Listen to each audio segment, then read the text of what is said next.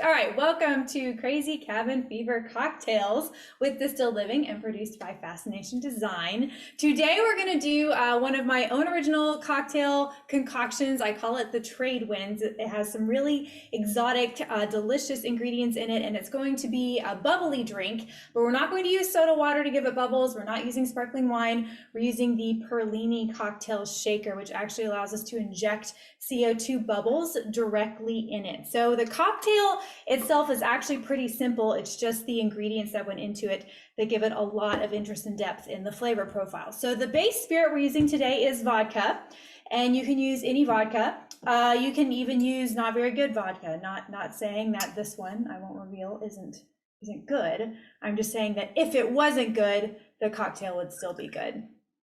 All right, so we're going to start with our base there, and we'll be doing our sweet element with a homemade syrup I put together. This is an orange cardamom honey syrup, so it's got definitely some richness in the flavor profile just for this piece, and we'll balance that out with half the amount of our syrup as our base spirit. And then to contrast, we're just going to use some lemon juice. And then my favorite piece of this cocktail is the bitters. So again, these are a house-made recipe by myself. These are saffron cinnamon bitters. I call them my millionaire's bitters because saffron, as we know, is very pricey, but they're so rich with flavor. These spent weeks aging, or sort of hanging out in some vodka in my cabinets and extracting all of those oils and all of that flavor. So you get a ton of dimension in your drink with just this little bit. So I'm going to do probably 2.5, maybe 3 dashes worth. Again, this gives a ton of flavor, and that's the character I really want to feature in this drink. And now we'll get to the fun part, which is our Perlini. So you see I'm using this just like a regular shaker. All of the ingredients are going right in there, and then we load it up with ice.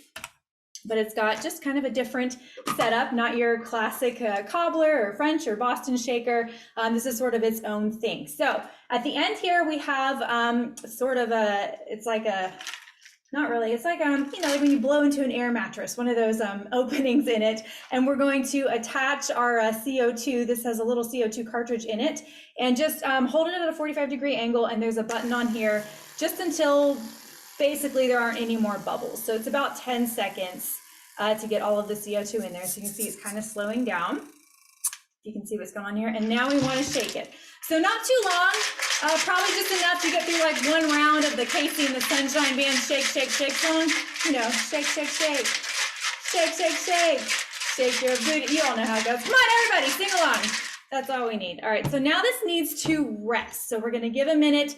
It's just like if you sort of dropped a can of soda and you opened it right away, it would be bubbles everywhere. We want to keep the bubbles in the drink. So this needs about half a minute or so to rest. So while we're giving that some time, I just want to go back to the bitters because this is sort of the key element as far as flavor. But there's something you kind of want to be careful with if you are making at home. So I did use wormwood in these bitters, and it's just a tiny, tiny bit, but it wasn't until after I made them, and again, this took weeks, I didn't even think about it, made them, tried this cocktail, drank it, and then I thought, wait a second, isn't wormwood toxic? So I did the last thing you're supposed to do, which is Google it. And so Google, of course, told me that I was going to die. I was going to have hallucinations, paralyzed, not necessarily in that order, but it was going to be bad. So after much freaking out and preparation for paralysis and imminent death, I emailed the supplier that I got the wormwood, and they did get back to me very quickly. And they said that wormwood sold in the US may not contain thujone. This is an element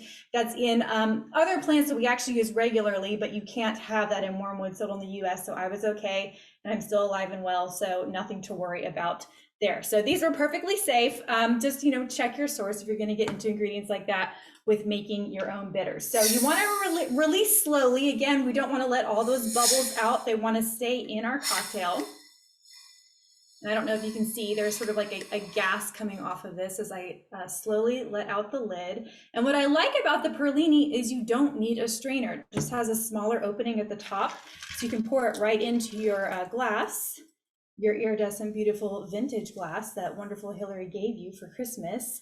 And I wish you could see there's a lot of bubbles in this. So this is going to have a really nice effervescent quality, which is just going to enhance and sort of ignite all of the complex flavors that are going on from, again, our saffron, cardamom, orange, honey, cinnamon. That's why I used a vodka base, because I didn't want to overpower all of those great ingredients that we were putting together to make our delightful, effervescent Trade Winds cocktail. Cheers.